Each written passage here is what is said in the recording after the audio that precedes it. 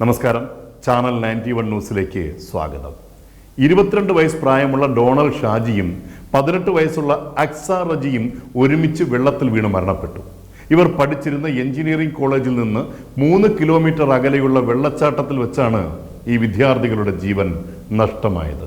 ഇത് അബദ്ധത്തിൽ സംഭവിച്ചു പോയ ഒരു മരണമല്ല എന്ന് വ്യക്തമാണ്. കാരണം ഇരുവരുടെയും മൊബൈൽ ഫോണുകളും ബാഗും വസ്ത്രങ്ങളും വെള്ളച്ചാട്ടത്തിന് അരികിലൊരു പാറപ്പുറത്ത് സൂക്ഷിച്ചിരിക്കുന്നു. മരണത്തോളം എത്തുന്ന ഇത്തരം അബദ്ധങ്ങളിലേക്ക് നമ്മുടെ കുട്ടികൾ എത്ര വിവേകമില്ലാതെയാണ് വീണുപോകുന്നത്.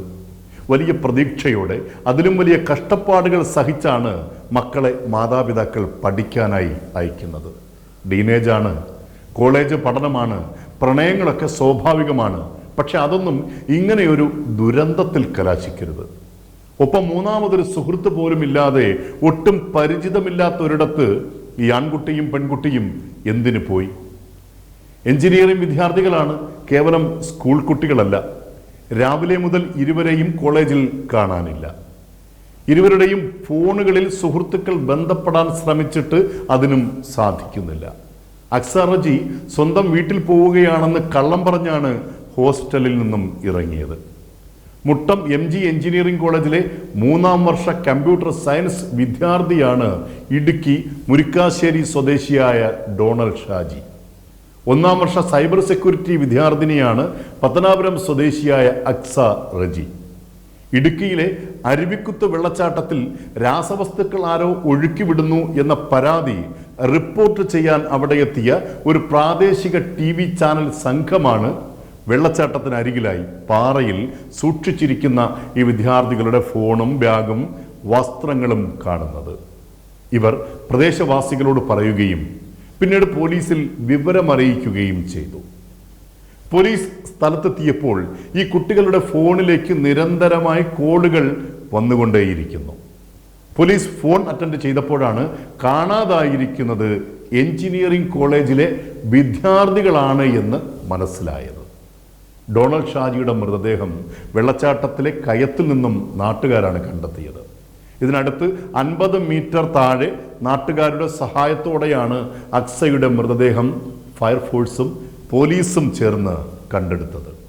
ഒരുപക്ഷെ ഇവർ പ്രണയിതാക്കളായിരിക്കാം. തികച്ചും സ്വകാര്യമായ ഒരിടത്തെത്തി ഹൃദയപൂർവ്വം കുറച്ചുനേരം സംസാരിച്ചിരിക്കുവാനായി എത്തപ്പെട്ടതാകാം. മനോഹരമായ വെള്ളച്ചാട്ടം കണ്ടപ്പോൾ കുറച്ചു സമയം വെള്ളത്തിൽ ചിലവഴിക്കാം എന്ന് കരുതി ഇറങ്ങിയതുമാകാം. പക്ഷേ അപരിചിതമായൊരിടത്തിൽ കുത്തൊഴുക്കും നിരവധി കയങ്ങളുമുള്ള ഈ വെള്ളച്ചാട്ടത്തിലേക്ക് ഇറങ്ങരുത് എന്ന വിവേകം പോലും ഈ കുട്ടികൾക്ക് ഇല്ലാതെ പോയത് എന്തുകൊണ്ടാണ്? നഷ്ടമായത് 2 ജീവനുകളാണ്. ഇരു കുടുംബങ്ങളുടെയും ഭാവി പ്രതീക്ഷകളാണ്. പഴയ കാരണവകാലമല്ല എന്ന് ഇന്നത്തെ മാതാപിതാക്കൾക്ക് നന്നായി അറിയാം. മക്കൾ മുതിർന്നാൽ അവർക്ക് സ്വാതന്ത്ര്യത്തോടെ സഞ്ചരിക്കാനും സൗഹൃദങ്ങളുമായി സ്നേഹവും ആശയങ്ങളും പങ്കിടാനുമുള്ള അവസരങ്ങൾ നൽകുന്നതിനും ഇന്നിൻ്റെ ബഹുഭൂരിപക്ഷം മാതാപിതാക്കളും എതിരല്ല. പക്ഷേ അതൊന്നും കുട്ടികൾ ദുരുപയോഗം ചെയ്യരുത്. അച്ഛനമ്മമാർ ഏറെ കഷ്ടപ്പെട്ട് പഠന ആവശ്യങ്ങൾക്കായി നൽകുന്ന പണവും സ്നേഹപൂർവ്വം രാവിലെ തന്നെ ഉണ്ടാക്കി നൽകുന്ന പൊതിച്ചോറുകളുമായി നല്ല വസ്ത്രങ്ങൾ അണിഞ്ഞ് വില കൂടിയ മൊബൈൽ ഫോണുകളുമായി വിദ്യാർത്ഥികളായ നിങ്ങൾ പോകേണ്ടത് ബീച്ചിലും കാട്ടിലും വെള്ളച്ചാട്ടങ്ങളിലേക്കും അല്ല, വിദ്യാലയങ്ങളിലേക്കാണ്. പഠനമാണ് പരമപ്രധാനം. യാത്രകളാകാം, സുരക്ഷിതമായ ഇടങ്ങളിലേക്ക് നല്ല സുഹൃത്തുക്കളും ഒരുമിച്ച് പഠനത്തെ ബാധിക്കാത്ത തരത്തിൽ ആഹ്ലാദത്തോടെ.